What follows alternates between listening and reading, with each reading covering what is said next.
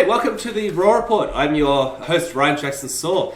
And today we're going to be talking about what's happening in Indonesia with the outbreak of the foot and mouth disease. Obviously, it's got a lot of farmers right on edge, and if that disease comes across to Australia, it's going to be devastating for our livestock and for our way of life for the farmers in the country. And so I'm speaking today with the founder of Flag Australia, Peter Manuel, and we're just going to have a bit of a chat about what's happening. So welcome to the show, Peter. Thanks very much, Ryan. Look, it's a very serious situation that puts Australia in. And I'm a beef cattle producer, as you know, and it could absolutely decimate our industry big time.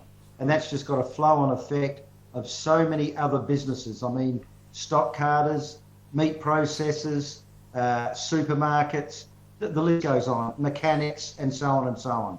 And when you think that our politicians should be acting a lot more serious on this issue, we can have lockdowns with COVID. We need to close the borders as far as Flag's concerned with Indonesia, because this can be spread through wool, hair, grass, straw, vehicle tyres, livestock equipment, and I would imagine earth-moving equipment, anything. So we can't take any chances here, because if we got it here, can you imagine the years and years and years of breeding and the genetics that would be lost forever? And we need to be very serious. And I'm a great believer with anything, prevention is better than the cure, Ryan. No, absolutely. So what you're proposing is we shut down the tourism, the trade, everything with Indonesia for now until they get it under control. Is that right? Oh, look, exactly. This is serious stuff. I mean, look what we did with COVID. And this is just as serious. And I just can't believe that our politicians are not acting a lot quicker and being a lot harder on this, because I think it could bring this country to its knees with what we're putting up with power, food prices, and all the rest of it. Look, we've got to act very seriously. And also, I'd like to bring up too, Ryan, which I have mentioned before on your show, in regards to a double whammy with the United Nations want to bring in a meat tax on our grass-fed cattle, not feedlots, grass-fed cattle. Why? What's the difference between our cows out there grazing like they should do, eating grass, eating hay? They're not chooks. They're not meant to be force-fed grain. I call them, battery-fed cattle, just like chooks that are closed up in these little cages. Can you imagine any disease? It'd go through a hell of a lot quicker in a feedlot, intensive farming, than what it would do with your animals out grazing where they've got plenty of room. So I just think this whole thing stinks with this United Nations meat tax of $1.60 a kilo on a live weight animal, which equates on a 500 kilo animal to $800.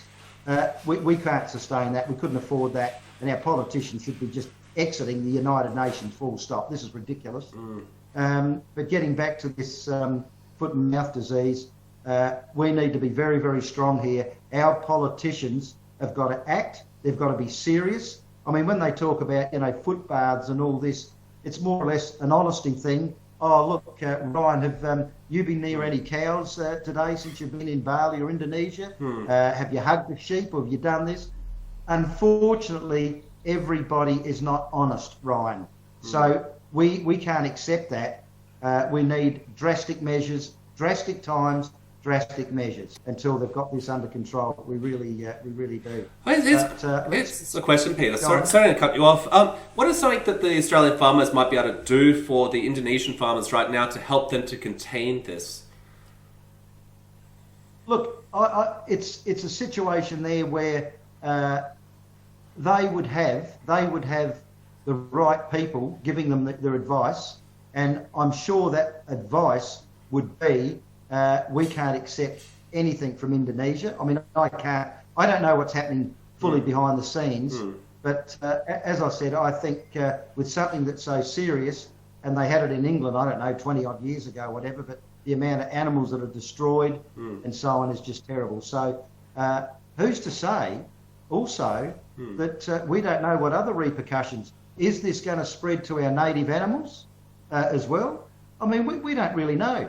As far as I know, I don't think we've had foot and mouth disease in this country before, have we? Not to my knowledge, but the countries that have had it, as you said, have suffered tremendous losses of livestock. Because basically, that's all you can really do, isn't it? Contain and then kill off the livestock and hope for the best. What do you expect will happen if it actually gets into the country? Yeah. Look, it's serious stuff. Albanese, he's got to really pull his finger out here and act very, very quickly. I think he needs to be home a little bit more. Peter Dutton, you're now the opposition leader. Haven't heard a lot about Peter Dutton lately. So, it's got to be a bipartisan thing where they've got to act very, very quickly. And we've got to stop this coming into this country because, as I said, it will decimate Australia. I mean, I think it puts something like agriculture, $80 billion into the economy. And boy, that is massive, absolutely massive. Absolutely. So, as I said, Ryan, we've got to treat this like what we've done with COVID. They shut down borders pretty quick there. They've got to do the same here. And I'm sure if it was another country and Australia had it, I wonder how they would react. I reckon they'd shut the borders pretty damn quick. Well, I think they'll be pretty smart, and maybe we should be smart as well at this point. It's a good time to start writing into your local politicians, to Dutton, to everyone, to basically put the pressure on them to start taking this more seriously and take some drastic action. Because, Peter here has highlighted, if we don't protect our cattle industry, then we're as good as toast in this country because it's such an important industry to this land, and not to mention the food security as well. It is right. It's not just the cattle too. It's sheep, buffalo, goats, deer.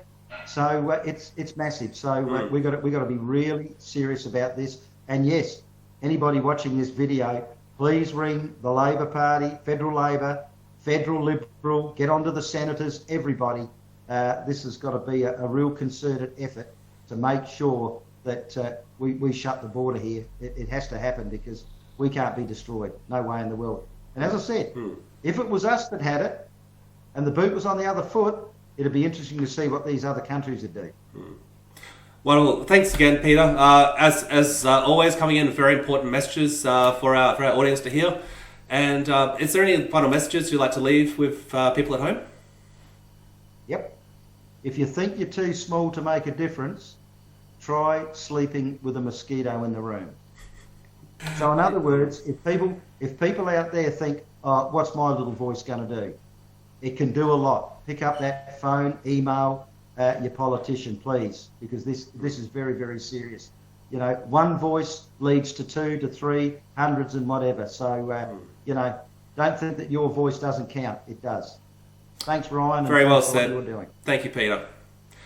Well, there you have it, folks. That was Peter Manuel, and a very serious message. Hope you guys listen at home. Contact your federal members now.